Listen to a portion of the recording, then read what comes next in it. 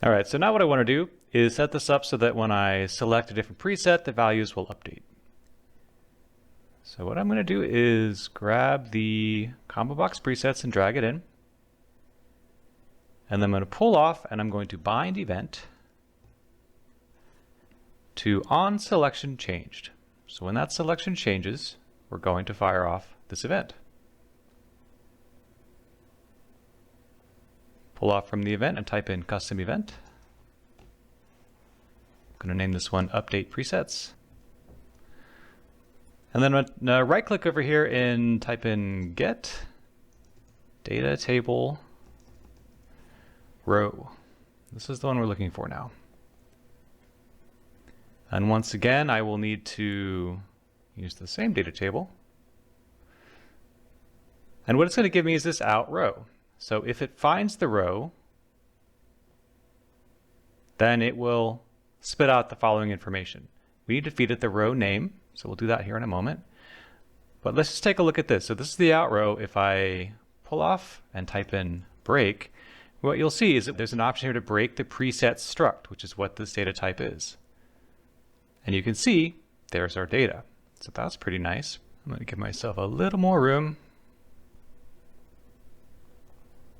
So I just need to tell it what the row name is.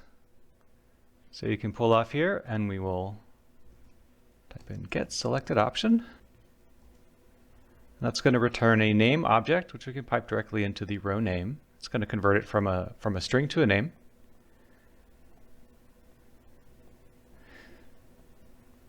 And then we can compile and save.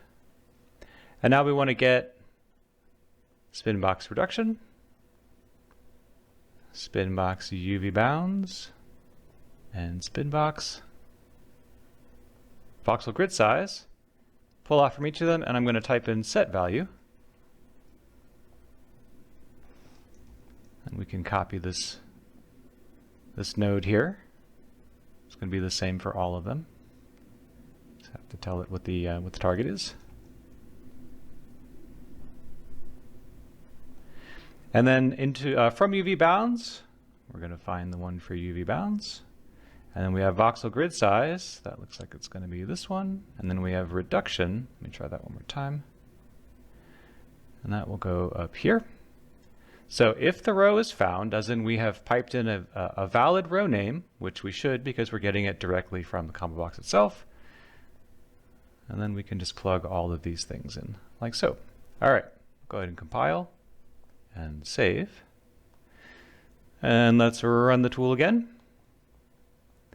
So if I select large objects, we can see the values update, medium objects, and small objects. And then hypothetically, the tool would gather this data directly from the UI, not store it someplace else.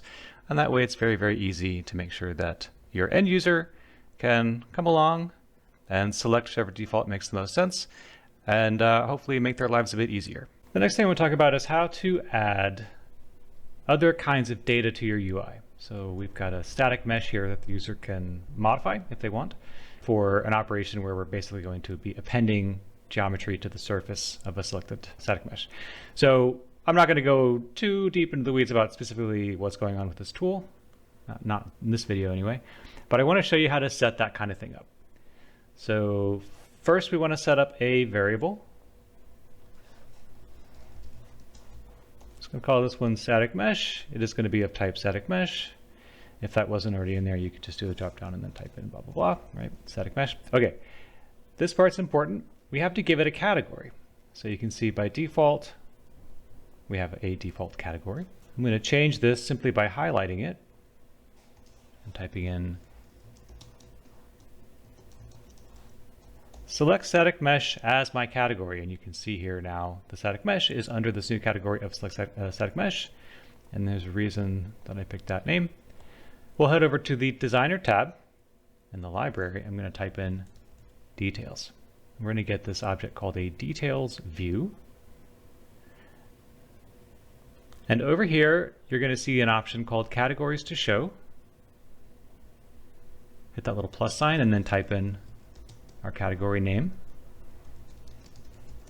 select static mesh, do a compile, scoot this over here for now, and I'll just set the anchor so that it's in approximately the right place. And then there's one more thing we need to do, which is over here on the pre-construct event. I'll go ahead and grab my details view. We pull off and type in set object.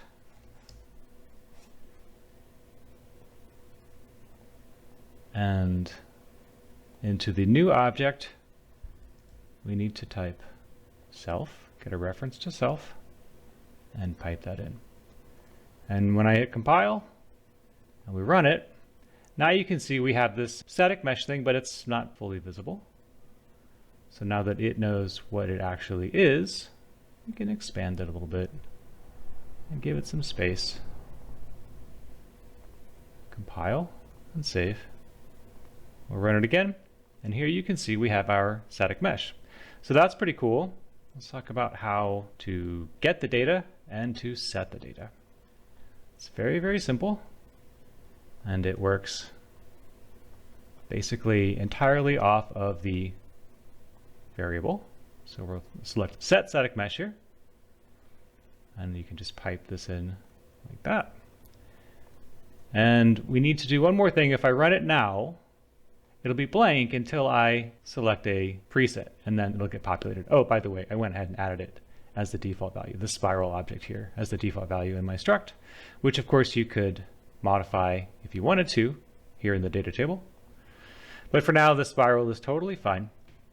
So what's going on is this isn't actually updating until the selection is changed. So what we can do here is we can just, once we have set everything up, we'll just go ahead and run our update presets function.